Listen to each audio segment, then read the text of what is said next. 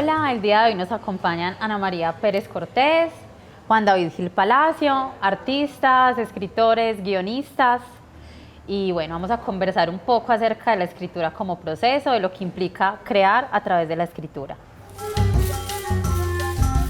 Bueno, cuéntenos qué implica para ustedes pensar la escritura como un proceso. ¿Qué hay en todo ese intermedio de tener una idea en la mente y pasar, ¿cierto?, a concebirla de forma escrita? Bueno, primero que todo, muchas gracias por el espacio de expresión, me parece muy lindo. Creo que el hecho del encuentro para hablar sobre todo de asuntos creativos siempre es muy transformador y muy revolucionario, así que te agradezco mucho por la invitación. Importante para todos, importante para todas las personas que quieren ser creativos, porque todos somos creativos, ¿sí? Pero bueno, ya.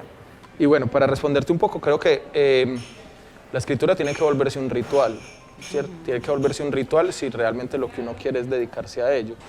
Y dedicarse a ello no solamente porque te paguen por ello, sino porque se vuelva un medio por el cual tú te desahogues, ¿cierto? Como una catarsis. Y para ello necesitas sí o sí que se vuelva un ritual. Y un ritual, como todos los rituales que tenemos durante el día, como comer, dormir, descansar, necesita periodicidad y disciplina. Entonces tú tienes que separar un espacio de tu día que sea solo para eso, solo para eso. Es muy difícil porque estamos en una sociedad donde están constantemente generándonos estímulos y nos están robando la atención, porque ese es el negocio, ¿cierto? Nuestra atención es el negocio de muchas marcas en el ecosistema digital, pero hay que abstraerse si realmente uno quiere escucharse, porque ese ritual conlleva eso justamente, que uno se escuche. Y normalmente uno no se habla cuando hay otras cosas que están arrebatándote la atención o que te están hablando, ¿cierto? Entonces creo que lo primero es eso, es como generar un ritual y un espacio para que eso suceda de manera periódica. Me parece muy interesante algo que mencionas como un primer momento de escribir, y es pensar, ¿cierto? O sea, poder pasar como el caos de las ideas en la mente a estructurar un tipo de texto que uno quiera escribir por la razón que sea o el objetivo que uno tenga. ¿Cómo experimentan ustedes ese tránsito? O sea, ¿siguen como algún paso a paso? ¿Tienen alguna forma particular en que lo viven? ¿Cómo planear, no planear, escritura espontánea? ¿Cómo lo hacen? Lo que pasa es que yo creo que es algo muy importante lo que dice Juan, de separar un espacio en el día para poder crear. Sin embargo, el hecho de separar y tratar de hacerlo no quiere decir hacerlo. También puede significar inspirarse, también puede significar pensar y ya, también puede significar leer, ver, contar, hablar para poder saber qué escribir. Y ese proceso yo personalmente, más que un proceso estructurado, es como un espacio de tiempo donde puedo coger y tener una idea. Para mí lo más difícil es eso, tener una idea, y normalmente sucede en los momentos más horribles del mundo. Puede suceder durmiendo y me despierto ya con la idea y al otro día no me acuerdo para nada. Puede suceder mientras cocino, puede suceder mientras me baño, mientras lavo la ropa, mientras cualquier cosa. Sucede la idea. Si la escribo en su momento y después la vuelvo a ver y digo, sí quiero, entonces ya ahí empieza el proceso estructurado a escribir. Y para mí, personalmente, es chorrear una página de todo lo que yo quiero decir. Y ya después pasar al proceso de leerlo y decir, bueno, aquí hubo errores de ortografía, aquí hubo errores de redacción, aquí puedo mejorar, se puede mejorar este personaje, este acto, esta persona, cualquier cosa.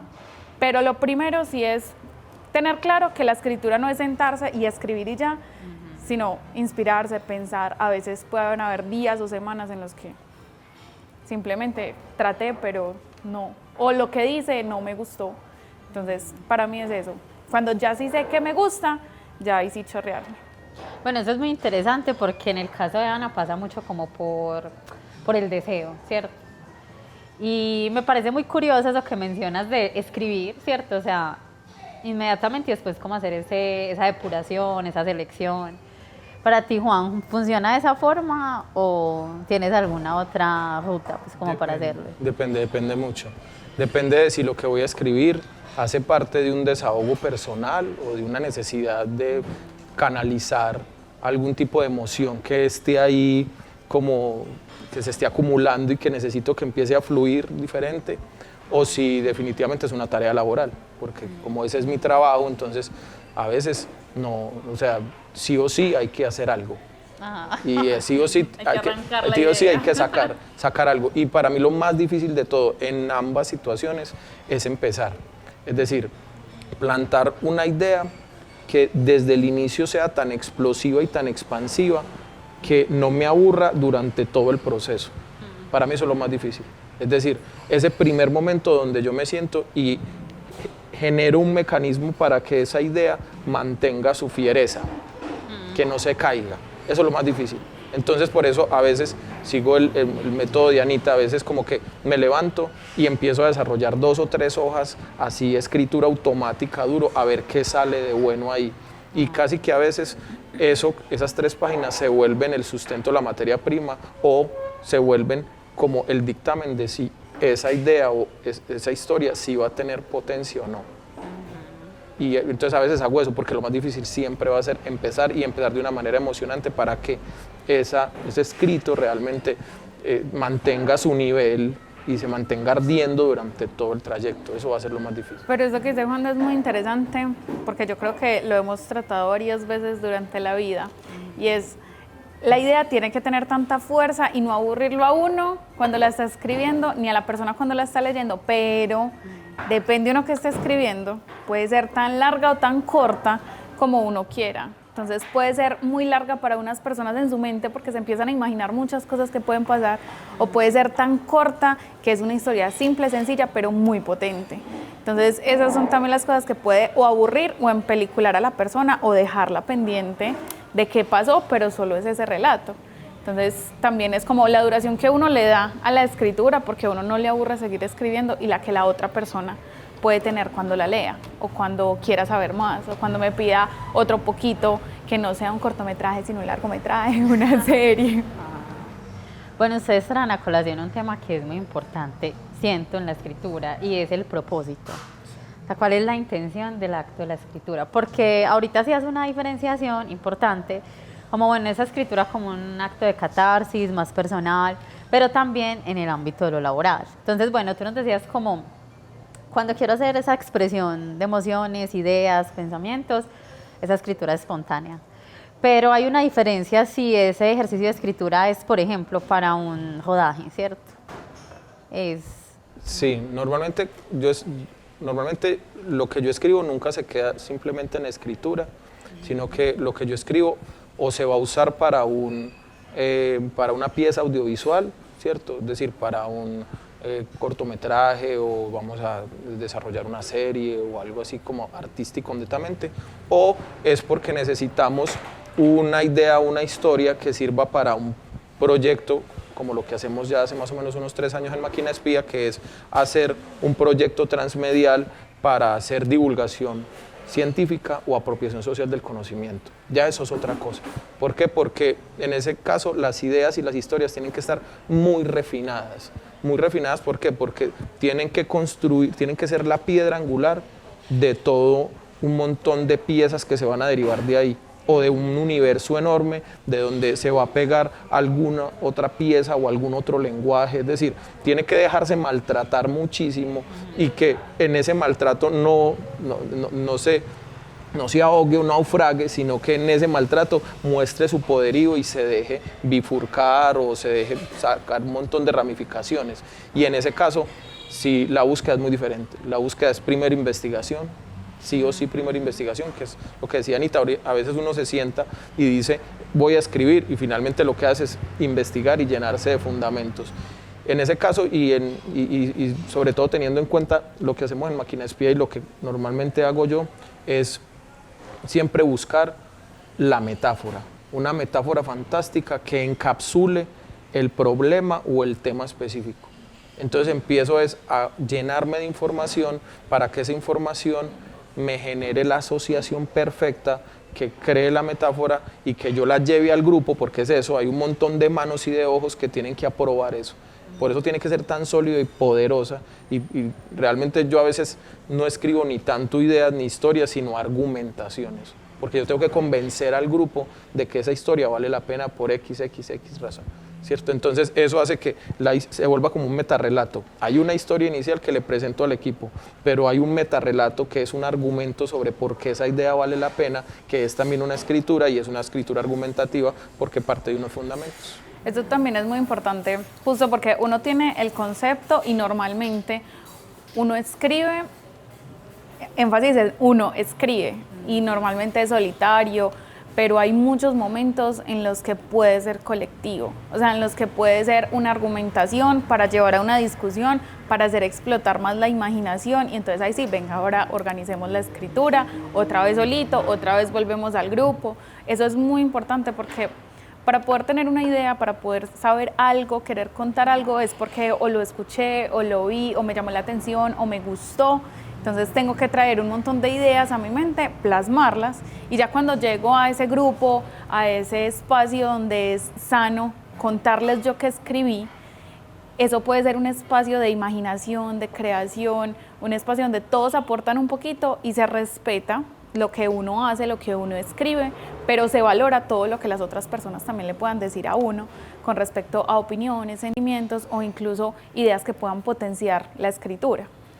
Bien Sobre chévere todo, la metodología. Hay algo importante ahí en lo que está diciendo Anita, y es que ya cuando uno escribe para un equipo, para que un equipo entre y se apropie de la historia, o se apropie de pedacitos de la historia, cuando uno hace eso, tiene que estar muy predispuesto a la angustia y al agobio de los no. Porque, por ejemplo, en Máquina Espía sucede eso. Hay opiniones muy tajantes, es decir, porque tenemos que responderle a una empresa, a un grupo de investigación, a unos científicos. El rodaje, y además de eso, nuestros rodajes son muy ambiciosos y excéntricos. Entonces, como que, bueno, hay un asunto, es como, bueno, esto tiene que resistirlo todo, y en ese resistir uno mismo también tiene que ser como muy resiliente. Porque te van a llover críticas y te van a llover, no, eso no puede ser así, vuelve y plantéalo. No, mejor métele eso, pero ¿cómo hago para generar una alquimia entre esos comentarios y lo que yo estoy queriendo? Porque finalmente todo parte de una pulsión. Entonces, como que, bueno, y eso es toda una labor de alquimia, de mucha paciencia, pero el objetivo es, digámoslo así, es muy esencial y muy trascendental, y es que todos asuman esa idea como algo que cada uno quiere aportar para que se cuente. Bueno, ustedes tocan en un tema que en realidad causa así como esa especie de temor, y es el lector, ¿cierto? El revisor, porque en algunos casos es el lector como la persona final a la que llega el texto, pues, o el producto derivado de la escritura, pero están esos revisores. Y bueno, ustedes, ¿cuál es como el potencial como escritores, ¿cierto? Desde rol de escritores, que ven en ese ejercicio de evolución, como de lectura de otros, de esos no, ¿cierto? De ese puede mejorar, ¿cierto? Hay algo muy teso que para mí es lo más importante y que lo he visto desde la lectura y la revisión con justamente un proyecto de Juan, y es el entender. Porque muchas veces uno lo escribe y uno lo entiende porque claro, todo está en su cabeza, pero recibir y leerlo y saber, lo tengo que volver a leer para poder entender qué sucedió, es complejo, pero es creo que lo más valioso que pueda tener, porque es otra persona que no tiene el contexto, que no tuvo la idea, que no pasó todo lo que yo pasé y que le costó, y si le costó entenderlo a esa persona que está dedicada a leer, ahora imagínate a alguien que simplemente lo ve así por un ladito o que lo lea a medias, ahorita sí que menos lo va a entender. Entonces creo que eso es bien importante, uno tiene que estar dispuesto a que le digan no entendí y uno tener que explicar, pero luego pensar cómo hago para hacer que se entienda mejor esta idea. Hay un reto enorme que tenemos nosotros en Máquina Espía, y es que como hacemos fantasía y ciencia ficción, nuestra razón de ser es la metáfora fantástica o de ciencia ficción.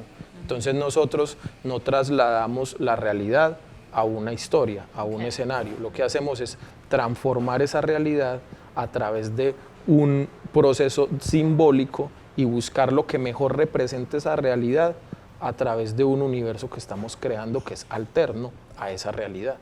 Y eso conlleva esos retos que menciona Anita, y es que, por ejemplo, escogemos una metáfora y a lo mejor el lector o la persona que entra a participar de la co-creación en una etapa X de ese proceso dice, ¿y eso qué significa? Y como nosotros tenemos como premisa que lo que hacemos es universalizar temas complejos, ya sea en la parte artística o en la parte de divulgación científica o de apropiación social del conocimiento, las metáforas tienen que ser universales y entendibles para todos, porque o si no, el tema complejo lo estás volviendo más complejo aún a través de una traducción simbólica que no queda clara. Entonces, el proceso de depuración y de filtrar todo eso es aún más dispendioso. Bueno, me genera mucho interés y curiosidad algo, y es desde esa forma en que ustedes han construido su sello, ¿cierto? A través de la escritura, como creativos, como artistas, ¿qué es lo que ha implicado, o más bien qué papel ha jugado la escritura en la creación de ese sello propio, ¿cierto? Porque va, y ustedes lo mencionaban ahora, va mucho con lo que sienten, les apasiona, desean, ¿cierto? Entonces, ¿cuál ha sido como ese potencial que la escritura otorga para que ustedes puedan hacer ese despliegue como de su identidad profesional, pues creativa, ¿cierto? Es muy teso porque de pronto Juan, que tiene un poquito más de experiencia, tiene su sello más definido. Yo he ido encontrándolo. Está en proceso, está de a pocos. Porque tampoco tengo un afán como por decir, así escribe Ana, no. Yo simplemente lo hago, me inspiro demasiado en Juan. Juan ha sido un referente desde hace unos años a la hora de escribir, a la hora de saber qué historias quiero contar y cómo las quiero contar. Más de qué historias, es de cómo contarlas, de cómo empelicularme un poco más con todo lo que yo ya venía de pronto cargando, y ha sido muy complejo encontrar como un sello mío, pero no hay ninguna dificultad. Además que he encontrado que la escritura de alguna manera me sirve muchísimo para recordar la memoria, para tener cosas así, y es algo que de pronto es más allá de contar historias, más allá de a lo que me dedico, por lo que me pagan, de lo que vivo, se convierte en un proceso de reflexión, pero en mi caso, que tengo que tener referentes, que tengo que haber visto películas, se vuelve como una forma de recordar lo que estoy haciendo, lo que vi, entonces de tener pequeños resúmenes de aquello que viví, me sirve muchísimo como para interiorizar, y yo creo que la marca o ese sello personal está dentro de mí, pero para que la gente lo descubra, pues, primero va a tener que leer muchas cosas de las que yo escribí, y segundo va a ser dentro de un tiempo más. Pero sí, ha sido como un proceso de autodescubrimiento muy bonito. Bueno, al respecto yo creo que considero que uno es su lenguaje, que la forma como uno se comunica, la forma como uno se expresa, delimita una especie de croquis del territorio que es uno. Y en ese orden de ideas sirve mucho una frase muy linda que decían los escultores antiguos, y es que lo que hacían ellos era, al enfrentarse a un bloque de piedra, empezar a quitarle a la piedra lo que le sobraba para hacer escultura. Lo que hacían ellos era depurar la escultura que ya estaba dentro de la piedra. Y siento que eso mismo es lo que pasa cuando tú empiezas a escribir. Cuando empiezas a escribir, te empiezas a quitar esas partes que te sobran de lo que eres. Y en la medida en que más escribas, más descubres qué era lo que había dentro de esa piedra y qué eres tú. Entonces es como irse depurando y darse cuenta que uno es un territorio a partir de lo que logró en esa escritura. Esa escritura lo que hace es hallar lo que es uno dentro de ese mundo o esa sociedad o de ese determinado contexto. Entonces, prácticamente escribir es trazar la línea de tu identidad, descubrirla, descubrir el contorno de por dónde va. Bueno, Ana, Juan, muchas gracias por aceptar esta invitación y contarnos a través de sus experiencias, pues todas estas reflexiones encaminadas a pensar el lenguaje y la escritura.